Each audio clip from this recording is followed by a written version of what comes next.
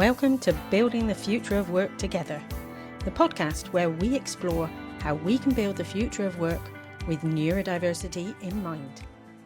Hi there, I'm Lucy from Inclusive Change at Work Community Interest Company, and I'm here today on our brand new podcast talking about digital safety, digital well-being and cybersecurity with a whole range of guests. We're sponsored by Avon and Somerset Police and Crime Commissioner, and we are really looking forward to getting into some conversations all about that topic of safety online. So my first guest today is Becca. Becca! Now, I'm going to say I've got a little bit of, I suppose, an affiliation with you already. So let's just be transparent. You're part of our team here at Inclusive Change. I am, yes. Yeah, supporting business operations and support worker as well. So amazing. And today we thought we'd have a conversation about neurodiversity. Mm-hmm. It's something that's very close to our heart. Inclusive Change and Inclusive Change at Work. We basically talk about building the future of work with neurodiversity in mind all the time, all day long, with anybody that might want to listen. Is that not true? Yep, that's very on brand for us. Basically, just, anybody that wants to come and listen to us talk. But I think, we come from it from a personal perspective as well, don't we? Having all lived experience of neurodiversity. So, it's understandable, it's close to our hearts. Yeah. And so when we started to talk about this podcast and this episode, I thought I was just going to talk to you about neurodiversity and maybe your personal links to being a neurodivergent adult in the workplace. Turns out we've got a little bit more to talk about, doesn't it? Just a tad, yeah. Would it help if I gave a bit of a background about why that could be and how we met? I think that would be a really great idea. So let's start from there. Cool. So I come at this from a little bit of a kind of, from a workplace perspective. I worked as a cybersecurity recruiter for nearly 3 years before joining Inclusive Change. So while I don't have direct experience of working in the cybersecurity industry, I do have the experience of or the knowledge, I should say, that's been passed down to me from people that I've worked with, who I've placed, workshops and educational seminars that I've been to. So I would hope that I can offer a kind of blended perspective. I also come at this from a personal perspective of somebody with lived experience of combined ADHD. So hopefully I can be, give some, what do we call it, nuggets of wisdom to our podcast listeners today. I think there will be plenty of nuggets of wisdom. Yes. Definitely. Yes. Tell me a bit more then about combined ADHD and how that is part of your world. Cool. So I was diagnosed with combined ADHD in February 2024. So under the DSM, so that stands for the Diagnostic and Statistical Manual for Mental Disorders, version 5, there are 3 types of ADHD you can be diagnosed with. So you've got inattentive, hyperactive, and then combined, which is a mix of the two. So for me, that presents as my hyperactivity is quite internal. I think that seems to be quite a common lived experience for women with ADHD specifically, which is often why we get missed in diagnosis. And that's another conversation for another time, but a good segue. So for me, that can look a lot like racing thoughts, having quite a barrier in the sense of short-term working memory. So my long-term memory is brilliant. Short-term memory, not so much, as we've seen. Is it? Do you forget your keys? And some people can think that's human nature to do those kind of things. Absolutely. But how can it be a little bit more difficult? How does it present itself? So it's not just human nature. Yeah, absolutely. Because of course, we all lose and forget things, but does the average person, forget to pick up their keys 4 times in a row when they're trying to leave the house to go to work? Is it something that becomes such a significant barrier that it causes you to be an hour late for work because you couldn't find what you needed to take with you? Or do you eventually get to work and realise that you've left your lunch at home? That's something that happens to me so often.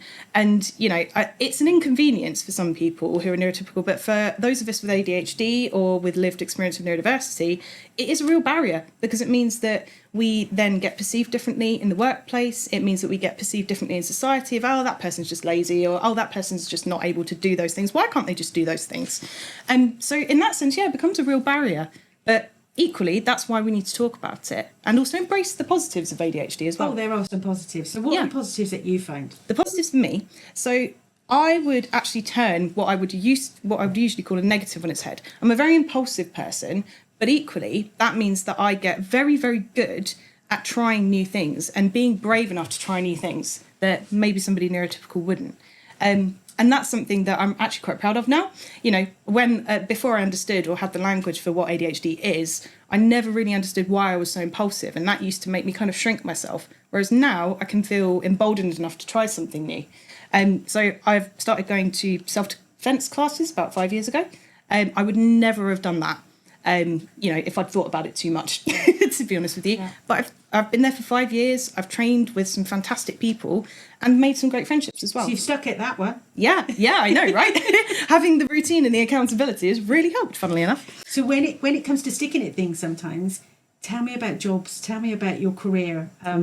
You know, for some of us, 2 years in a job is long enough, thank you, and we move on to something different or something else. And it is that bravery to try something else sometimes, but it can also be, you know, because we've lost the love for that job or something. So being a recruiter and careers, how has that impacted you? Yeah, that's a really good question. And, you know, I used to approach this with quite a lot of shame as well, because I've been in situations before where, so for transparency, I reckon I've probably had 15 jobs in a 13-year period, up until fairly recently, where I've settled a bit more. Yeah. Again, didn't have the language or the diagnosis, so I didn't understand why these things were happening. I think it is a mix of both the dopamine running out after a year or two in the job and the interest wearing off, and then thinking, oh, I want to try something new, a brand new career. But equally, I do think that it's important to talk about rejection-sensitive dysphoria, because that's something that I also have as kind of a co-occurring trait alongside my ADHD. And I know that a lot of ADHDers, I think I read a statistic recently that said that up to 100% of the ADHD community will experience RSD in their lifetime. But if I challenge that a little bit, we all experience rejection sensitivity. Nobody likes to be rejected. So tell me a little bit more about how RSD can impact people who are neurodivergent, and particularly ADHD, more than somebody who isn't. Yes, 100%. And I'm really glad you've mentioned this, because we all experience rejection, right? Nobody likes to be rejected. It's not in our nature. We're human beings. We're very sociable. But there is a real difference between rejection sensitivity and rejection sensitivity dysphoria. So feeling rejection, a neurotypical person might go, oh, I didn't really like that. That's not made me feel very comfortable. But they'd be able to deal with it and move on with their day. So somebody, say, for example, an ADHD with RSD, if they experience perceived or real rejection, they experience a physical and emotional reaction off the back of it. So for me, I tell people that it feels a bit like somebody has punched me in the chest. I get very, very tight shoulders and arms, so I end up kind of really freezing on the spot while it's happening. It's quite scary, actually. And as a result of that, you've then got to take into account emotional dysregulation, right? So you then experience a very intense emotional reaction to that perceived criticism. So in the workplace, that could show up as, you know, if you've had to have a one-to-one meeting with a boss. Somebody neurotypical who gets given some feedback they might not like, you know, oh, great work on that report, by the way, but Lucy, I did notice that you've left an awful lot of comments in there, and, you know, you've left a lot of commas all around the sentence as well. So I think it's probably best to take those out. Now, somebody neurotypical will probably go, I don't know, like they could have delivered that feedback a bit better, but it's fine, you know, I'll just take the commas out. Somebody who experienced RSD would probably burst into tears in the middle of the meeting. This is something that I've had happen to me before. I feel a little bit vulnerable talking about that, but I feel like it's important. They would probably walk out of the meeting and maybe come in the next day and say, do you know what, this job isn't for me, I'm handing him a notice. And so it's that 15 extreme jobs reaction. in 13 years. Yeah, 100%. And then it becomes a cycle of, this is so painful that I don't want to deal with this. And, you know, we often see, especially the clients that I've coached, because I'm an ADHD coach as well, we often see that people will actually shrink themselves at work and they won't voice opinions, you know, where they've gone in full of enthusiasm and full of the kind of zest for life for the job they want to do. They'll then end up, because they're afraid of that rejection sensitive dysphoria and the reaction being so overwhelmingly painful for them, they won't voice their opinion about things they care about at work. They won't make too much of an effort with what they're doing, and then that leads to burnout and, you know, sadly things like employment reviews as well, probationary hearings, and, you know, ultimately disciplinary and perhaps being let go. So let's take that then, because the topic of our podcast series is all around cybersecurity, online safety, and particularly looking at how neurodivergent and disabled people are impacted by that. And so let's take that and think about rejection sensitivity and other things that can occur if you're ADHD or neurodivergent in the workplace, and particularly around cybersecurity, because that's been your background in terms of that part of your career. What nuggets of wisdom, what things can happen in terms of the workplace or in terms of individuals who may experience that? That's a really good question. I think if you're going to apply it specifically to cybersecurity, one of the things that the cyber industry particularly struggles with is recruiting talent, right? And when I say recruiting talent, I mean recruiting people that have the mindset they're looking for. So it's not necessarily about the skills that person can bring to the industry. I mean, there is an element, if you're going in for a very technical role like social engineering, for example, or security engineering, sorry, not social engineering, you need to be able to have the languages to write the software, and you need to be able to, build automations in different platforms. So in that sense, you do need to have the right skills for the platform the company's using. But equally, it's about having the right non-linear thinking mindset. So explain that a bit more. Okay, cool. Yes. So instead of thinking problem equals solution, for example, so somebody neurotypical, if you went to them with a problem and you said, right, so Lucy, I have got this, there's a screw loose in the table and I would really like you to help me fix it. So you'd probably think, okay, well, if the screw's loose, all I need to do is tighten the screw. Tighten the screw. Yeah, exactly. Right. So problem solved, done. A to B, very easy. Now, somebody neurodivergent or somebody who doesn't think in a linear way, I'll say, because I want to be mindful of the language I'm using.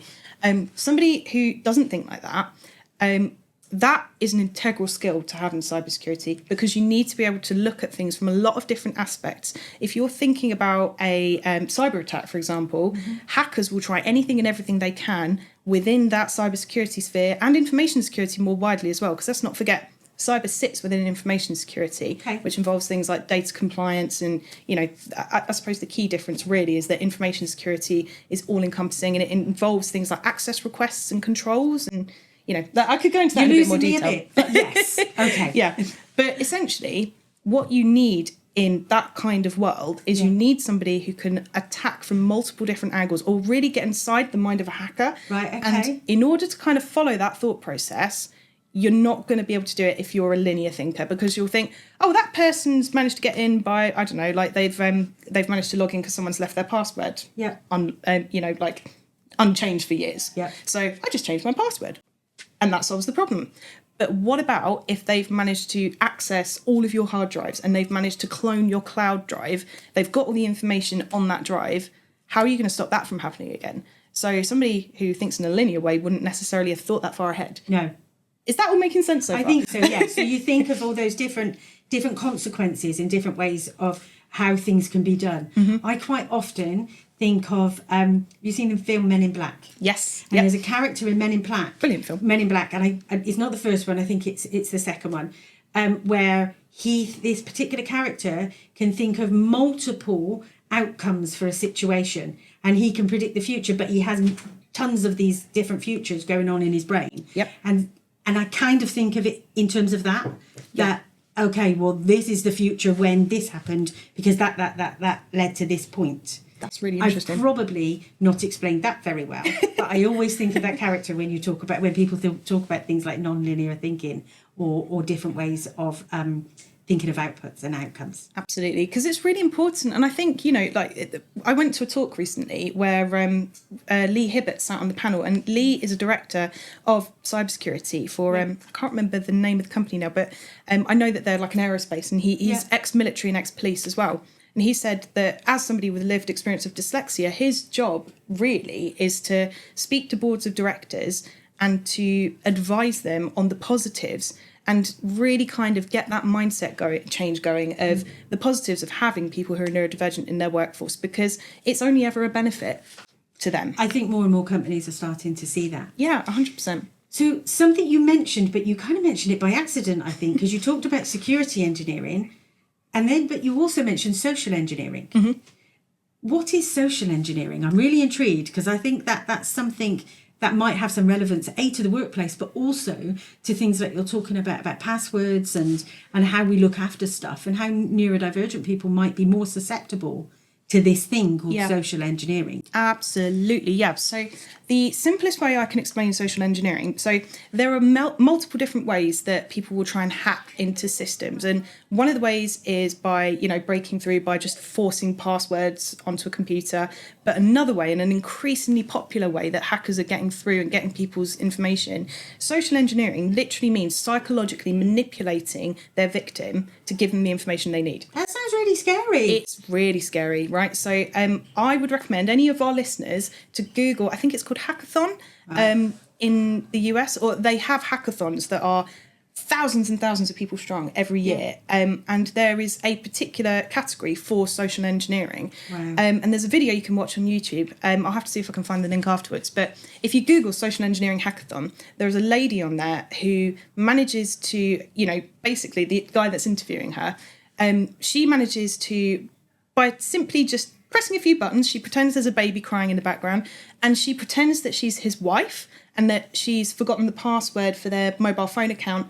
And basically she adds layers on like, oh, I'm so sorry, the baby's crying in the background. So she's confusing the operator on the other end of the phone line by doing that. And she's like, I'm so sorry, the baby's crying in the background, my husband's out, I'm trying to change our password for our phone account and I just can't do it. Are you able to help me? And she manages to trick the guy into changing the password and all of the details into her name just by pushing those kind of, like essentially pretending to be someone she's not. Yeah. That, I think, is really, A, very interesting, but B, really frightening. Because if you think about the capabilities of AI now, we can generate voices, we can generate photo fits of people. It happened to my mother-in-law. Unfortunately, she fell victim to somebody who we think was trying to scam her. Because they messaged her on Twitter out of the blue and just said, basically just tried to start a conversation with her. I'm impressed that your mother-in-law is on Twitter. Or Oh, X, yeah. or whatever it's called nowadays. I'm quite impressed. She's very socially apt at all these kinds of things. Okay. She loves it. But, she's unfortunately, like I said, I think... So somebody messaged her out of the blue. Yep. And did she start talking to them? What happened? Yep. So they messaged her. We only found out about this fairly recently. But they were messaging her for 2 weeks. And she was talking to them. They were sending her photographs of who she thought they were. Luckily, I've got the new Samsung. So when we went to go and see her, she was like, oh, it's this person. She showed me a picture of who it was. And I thought, that looks very familiar for some reason. But it's not. There was something not quite right about the picture. And this is something that's probably worth mentioning to our podcasters. AI pictures, they often will have little mistakes in them. So the profile picture of this person, it was actually a photo fit of a Colombian actor that had been repurposed to look like somebody else, but there was still enough generic facial sort of structure to them that we could tell who it was. So I used my Samsung AI feature to say, who is this person? And it came up with who it was. And it turned out that the actual photograph that had been used, it was an AI refit, but it was on Google quite readily. So as soon as I clicked it, it said thousands of people caught up in scam pretending to be Colombian actor. And I was like, oh no. So imagine having to say that to my mother-in-law though, this is a vulnerable person in their, sort of late 60s who... By the way, late 60s is not that old. It's not that old. We're not that vulnerable. Not to, again, thank you for checking my language because I think it's important to be inclusive. But equally, as somebody who, for all intents and purposes just wanted to make a friend. Yeah, that loneliness. So if we think about that in terms of neurodivergence, sometimes somebody who might be autistic or can feel lonely and can feel that actually I've made friends online. And that community is one that gives them a sense of security, a sense of belonging. But how can that really impact somebody? Yeah, absolutely. It could impact them by, the feeling of deceit, the feeling of... Because I'm absolutely certain that when we spoke to my mother-in-law afterwards, she had to sit with that, oh my goodness, I shared all these things about my own life. Not necessarily personal details, thankfully we made sure she hadn't shared her address or phone number or anything like that. But... The fact that this person was able to get inside her mind to that extent and make her feel and believe that they were in a relationship, that would be really disconcerting for anybody, never mind if they're neurotypical, neurodivergent. But Absolutely. I think when you add the layer on there of, somebody who might be ADHD, if I'm thinking about it from my perspective. Yeah, please do. I would probably go through a roller coaster of very intense emotions because we experience emotional dysregulation. Yeah. So that would be a really disconcerting, I'd probably ruminate on it as well. I'd then start thinking, well, why did this happen to me of all people? Why have I fallen victim to this scam that, in theory, everyone tells you, oh, this could happen to anybody, but it happened to me, and that feels like an extra attack on top of... And so that links into that RSD, the rejection sensitivity dysphoria. Yep. That hits you even harder in that space. Yeah, the added tornado of RSD, as I like to call it, because it is manageable with the right strategies, but equally, somebody that's on the wait list with the NHS for 7 years who doesn't necessarily have the language to understand what's happening, I mean, that's another layer that we probably don't have time to go into, but equally, I think it's really important to make people aware of that, because it could be really frightening for that person experiencing what they are, all off the back of somebody messaging them, like it's scary. And are there any other scams and things that you can think about that might be that might be difficult or might affect neurodivergent people and disabled people more? Yeah, 100%. So I think I wonder, I don't know if you've heard of I can't remember his name, but during COVID, obviously, we weren't allowed to go out, see or speak to anybody. Yeah. And I remember there being a scam that circulated in the mainstream media of a university student who had managed to call up, oh gosh, I can't remember how many people. The one that was like, mum or dad, I've lost my phone, or I need money, can you wire me some money? That one. That one? I wasn't thinking of that one, but that is another one that we could probably mention. Yeah. I was thinking of it was the guy who's pretending that he was everybody's banks. I don't know if you remember. Right, he'd call them up. So that the way he'd pretend is he'd call up, so-and-so, whoever it was, and pretend to be the, I don't know, Lloyd's Banking Group, NatWest. I think it might have been Lloyd's, actually, that he was targeting. And he said, and I remember this very clearly, because I was like, if I didn't know any better, I would probably fall for this as well. For it. Yeah, he was like, well, that I'm calling from Lloyd's because I'm using the same number that's on the back of your debit card. So there is a phone number for anybody who, for anyone's bank, pretty much. If you bank with NatWest, their main phone line will be on the back of the card. You bank with Lloyd's, the main phone number will be on there. And he'd managed to spoof the number. So spoofing is when somebody will essentially reverse the charges to an existing phone number. Right, okay. And, it displays that phone number calling. But it's going to a different But it's actually going to a different one. Yep. Really, but I mean, again, it's scary. How do they figure this out, But yeah, it's definitely something that I think is worth speaking about, because this guy managed to extort, I think it was £180,000 out of vulnerable people who he said, we've noticed some illegal activity in your bank account. What we're going to do is move the funds to a safe account.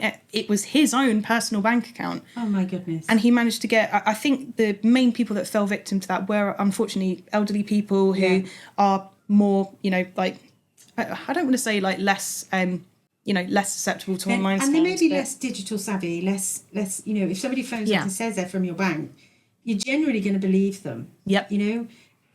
It's hard to discern and make that difference sometimes, isn't it? Yeah, 100%. Yeah, absolutely. So, some of these things sound really scary, Becca. They are a little bit, but there is good news. Yeah. So it's the reason we're doing this podcast. It's the reason we're having these conversations. What is the good news then? Well, the good news is that we have fantastic people working in the cyber industry that want to help combat these things. Yeah. And I speak from personal experience when I say this. I know that there are people out there who want to do good and who want people, because everybody works hard for their money, don't they?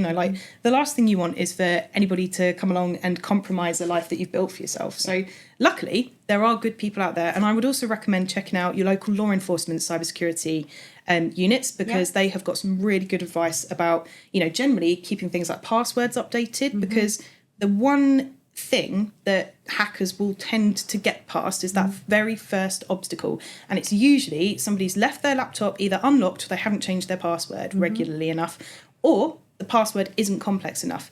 Now, there are still password breakers out there that hackers will just, kind of try and overload your system with. Yeah. But the key thing I would say to everybody is have a password that's long and complex enough. So the general rule of thumb at the moment is to have 3 random words that aren't associated at all, and numbers and symbols incorporated into a sort of 12 to 13 character password, maybe longer than that. And that's because it's harder to break. Sometimes people who are neurodivergent can't remember their passwords. Yes. And use the same password, because 3 different words with numbers and letters and special characters. Yep. It's really difficult. It's really so to give you a personal example of this, because I feel like it's important to include my experience rather than assuming somebody else's. But my personal experience is that I do forget passwords. And until I started working in cybersecurity, I would either write them down on a Post-it note and stick them on my laptop. I can now hear all my cybersecurity friends who might be watching and listening to this screaming internally and going, "What are you doing? No, that's ridiculous," because that breaches access and, you know, like information requests. But I would also keep my password the same for everything I used. Right. Now, if somebody breaks it through that first defense, they're just going to use that password over and over again. Yeah, if they get inside the mind of somebody like me who knows that they generally would keep the same password for everything. Oh, well, I've guessed their password for their computer. So I wonder if it's the same password for, I don't know, like their email account. It is. Okay, cool. So now I'm in their emails. And what about their banking password? Maybe if I try and get into their bank. Exactly, right? And that's the mind logic that we have to follow is we have to try and think 3, 4, 5 steps ahead of the cyber criminals, which is why we're very good in cybersecurity, us neurodivergent people, because we're good at thinking 4, 5, 6 steps ahead. It's not the linear thinking, isn't it? It's thinking that bit wider. Okay. 100% goes back to that. Wow. Yeah. just on a kind of final bit, thinking about careers in cybersecurity then, how would somebody who might be interested in getting into cybersecurity, where do they start? Where young people, if we're thinking, 14, 15-year-old, I really want to do that. What do we need to start thinking about in order to get prepared to get into that industry? Really good question. So the first thing I would say is have a look at apprenticeships, because I think apprenticeships are becoming a lot more popular, mainly because you have the added benefit of learning while you're on the job, but also being paid for the work you're doing. Which is handy. Absolutely. And because, we're in the southwest, aren't we? So I'm fully aware that there's an Airbus base not too far from here. Yeah. I used to live in Cheltenham, so obviously, if we think of close to Cheltenham. there's a very particular building in Cheltenham, but we never say the name of the building. No. A particular donut-shaped building in Cheltenham. But the National Cybersecurity Centre is another really good resource to have a look at. Yeah. They obviously have their accredited cybersecurity schools that they've rolled out to universities across the country. I used to speak to leaders in the space quite a lot. Yeah. And when I'd ask them about how they got into their career, it was very split. So you'd either have people that would have studied their entire life to be, I don't know, like a security architect. So that's somebody who goes in and builds all the infrastructure, designs security roadmaps for companies. It's very high level design, but also very highly technical stuff. Yeah. And then you would have the other leaders who left school with no qualifications at all and went and got a job just working as an administrator in an IT place somewhere, and then worked their way up. Yep, I spoke to so many people like that. I was really, really lucky in that job actually to speak to some incredible leaders in the space who had literally worked their entire lives and worked their way up through. I can think of one lady in particular I worked with who worked at Aviva for about 30 years, and then that was her first and only job, and then she got made and promoted to Chief Information Security Officer at her last place, which is the highest rung on the ladder for a security official. It's really, wow. And there weren't many women in that position either. No, not at all. Yeah. I do think the tides are changing in that sense. I hope good. so. But, we've got some fantastic people in the space like, I could name drop, but I don't know if we've got time for that. Let's keep it for now. But yeah, I think the tides are changing in the right direction. We're realising that actually it doesn't matter, what gender you are, what ethnicity you are, as long as you are passionate about cybersecurity and you're in it for the right reasons, then you'll always have a career in that space, which is really, really lovely to see. So. Becca, it's been absolutely fascinating to talk to you. Thank you. And I didn't think this conversation would go into those spaces. I thought we're going to talk about ADHD, we're going to talk about staying safe online, but you've really, really given a lot of information and enlightened us about the different aspects of cybersecurity, even down to the fact of let's start a career in cybersecurity and how to make that happen. Is there anything that you want to finish with and before we wrap everything up? Do you know what? Yes, I think I think we have gone to places perhaps that would have perhaps gone a little bit away from the ADHD side of things. But I think the thing that I wanted to impress on people is that if you care about something and you want to do it, then do it. Yeah. And you can do it. Be and brave. I think, absolutely, because that's one thing we're really good at in the neurodivergent community is being brave and trying new things. Yeah. And actually, if you want to use people like Alan Turing as an example, he cracked the Enigma code. Yeah. Back in the Second World War. Absolutely. And, that was incredible. And that was because he was brave enough to say, actually, no, I don't agree with what all these people around me are saying. I know my mind. I know that this is my level of expertise and this is what I can do. And he ended up being right. So, yeah, sometimes it is about standing up for what you believe in. I think that's a fantastic place to stop. So thank you. Thank you. Thank you for having me. I really enjoyed it. Thank you for listening. Thank you for watching. We are Inclusive Change at Work. And we have been talking about cybersecurity with Becca here at Inclusive Change at Work Community Interest Company. Thank you. Hey, thanks for listening to Building the Future of Work Together. We hope you feel inspired to embrace neurodiversity in your workplace, start conversations, and make change happen. Don't forget to subscribe, share, and join us next time as we continue to explore how we can build the future of work with neurodiversity in mind.